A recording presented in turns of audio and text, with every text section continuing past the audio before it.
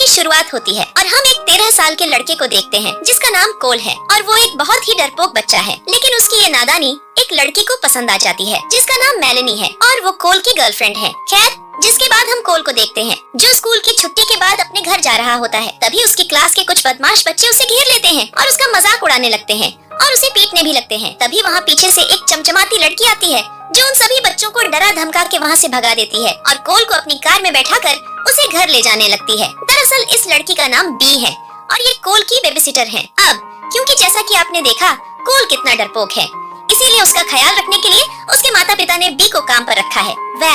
जिसके बाद कोल अपने घर आ जाता है जहाँ उसकी मम्मी स्टोर रूम को साफ कर रही होती है। कोल देखता है कि वहाँ बहुत सारी मकड़ियाँ और कीड़े मकोड़े हैं।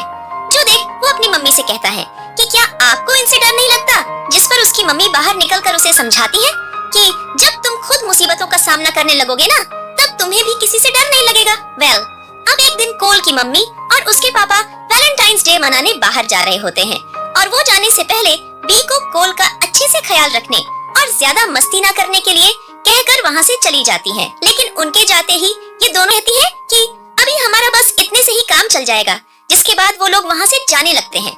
लेकिन बाहर जाते हुए बी की नजर उस खुली हुई खिड़की पर जाती है जिसे देखकर उसे थोड़ा अजीब लगता है, लेकिन वो बाहर चली जाती है। अब उसके बाहर जाते ही कोल जल्दी से उठता है और बिस्तर से रस्सी बनाकर नीचे जाने की कोशिश करने लगता है। लेकिन तभी अचानक उसे चक्कर आने लगते हैं क्योंकि अभी उसके हाथ से खून निकाला गया है।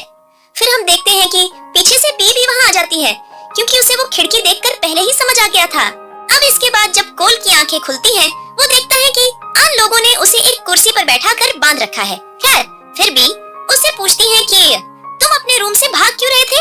जिस पर कोल एकदम सीधा साधा बनते हुए कहता है कि वो मुझे मेलेनी से मिलना था इसीलिए। लेकिन उसकी इन बातों पर कोई भी यकीन नहीं करता है। इधर कोल उन्हें अपनी बातों में फंसाकर पॉकेट नाइफ से अपने हाथ की रस्सी को काट रहा होता है जो साफ साफ बगल के शीशे में सबको दिख रहा होता है।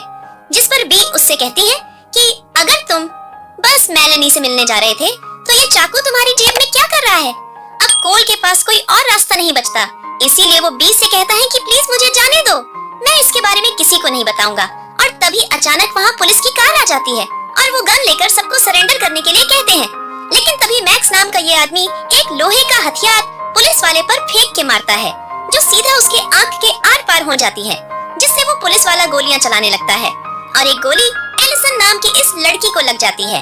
और तभी पीछे से बी उस दूसरे पुलिस वाले का गला काट देती है जिससे उन दोनों पुलिस वालों की वही मौत हो जाती है। और इसी बीच पीछे से मौके का फायदा उठाकर कोल अपनी रस्सी काटकर वहाँ से ऊपर की तरफ भागने लगता है, जिसे देख उसे पकड़ने के लिए जॉन नाम का ये आदमी उसके पीछे भागने लगता है। लेकिन तभी कोल उसे ऊपर से धक्का दे देता है और उसका पैर एक खिलौने पर पड़कर फिसल जाता है और वो सीधा नीचे जाकर गिरता है, जिससे उसकी वही मौत हो जाती है। और इसी के साथ हमारे डरपोक कोल ने अपना पहला खाता खोल लिया। खैर, अब सब मिलकर कोल को पकड़ने के लिए उसके पीछे भागने लगते हैं। इधर कोल जल्दी से जैसे तैसे गिरते पड़ते अपने रूम की खिड़की से नीचे खुद जाता है और भगता हुआ पेंट हाउस में कार के नीचे छुप जाता है। जिसके बाद उसे वहाँ एक लाइटर और एक फायर क्रैकर मिलता है, जिसे लेकर वो अंडरग्राउंड स्टोर रूम में चला जाता है और उसे अंदर से बंद कर देता है। लेकिन अंदर जाते ही उसे वहाँ बहुत सारे कीड़े मकोड़े और मकड़ियाँ दिखती हैं। लेकिन वो जैसे तैसे बिना डरे आगे बढ़ता रहता है और एक चादर से खुद को ढक लेता है। दूसरी तरफ बाहर से उसे ढूंढते ढूंढते सोनिया नाम की ये लड़की उस स्टोर रूम के अंदर आ जाती है। लेकिन कोल ने उसके अंदर आने से पहले ही उसके लिए चाय नाश्ते का इंतजाम कर दिया था। कोल उसे पूरा खर्चा पानी देकर वहाँ से बाहर निकल जाता है और उस जाले को बाहर से बंद कर देता है और अंदर आग लगने से सोनिया का धनिया बन जाता है। और इसी के साथ कोल का दूसरा खाता खुल चुका है। लेकिन अभी भी मैक्स और बी उसे मारने के लिए ढूंढ रहे हैं। कोल जैसे ही वहाँ से भागने वाला होता है, वहाँ मैक्स आ जाता है जो उसकी ये बहादुरी देख उसके लिए तालियां बजा रहा होता है।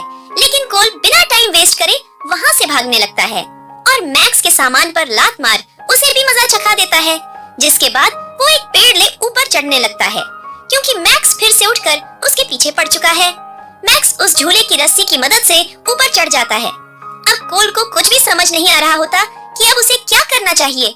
तभी अचानक वहाँ की लकड़ी टूट जाती है और मैक्स नीचे गिरने लगता है और वो झूले की रस्सी उसकी गर्दन में फंस जाती है और उसकी वहीं पर मौत हो जाती है। ये देख कोल तो काफी ज्यादा डर जाता है और और वहाँ से भागने लगता है।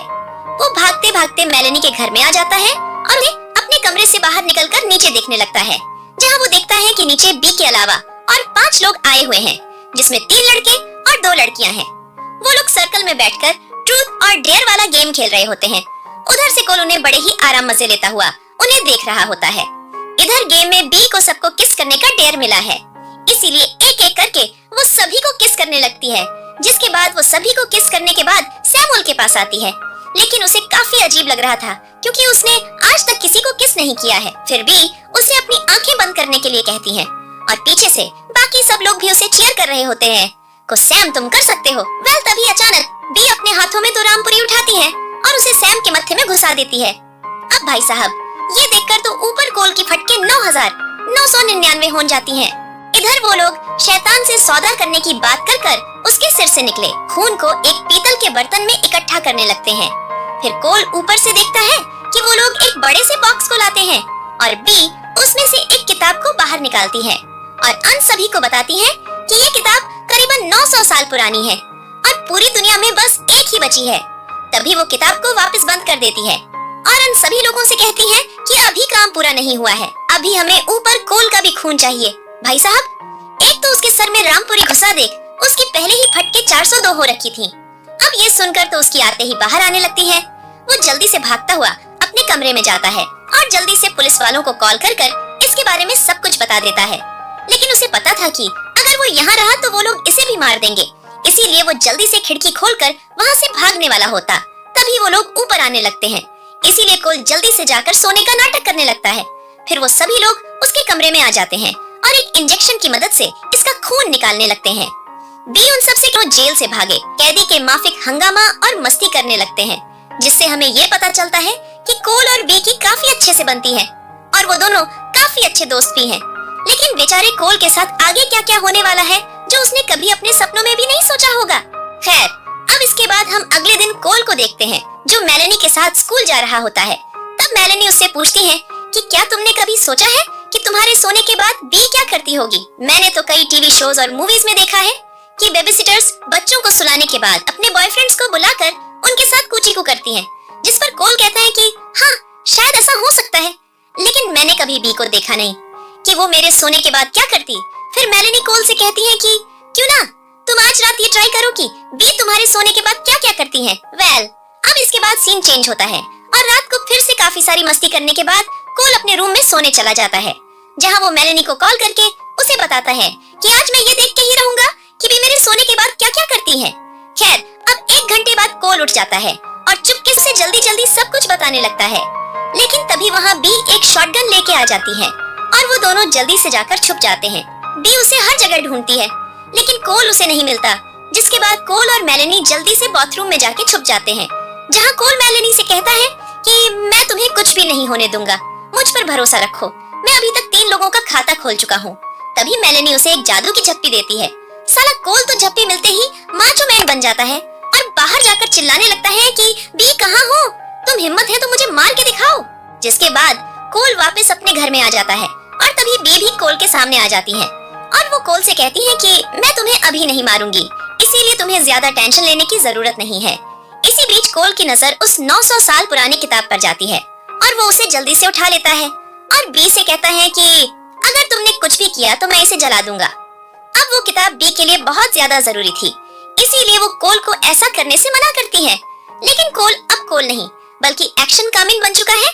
वो उस किताब में आग लगाकर वहाँ से बाहर भाग जाता है और अपने बापू की गड्डी लेकर 20,000 प्रति किलोमीटर की स्पीड से सीधा बी के ऊपर चढ़ा देता है और किस्मत वो सही सलामत बच भी जाता है। लेकिन बी अपनी आखिरी सांसें गिन रही होती हैं। वेल बी को ऐसी हालत में देखकर कोल को बहुत बुरा लगता है क्योंकि बी ने उसका बचपन से ख्याल रखा है और वो उसकी सबसे अच्छी बेबीसिटर दोस्त थी। खैर कुछ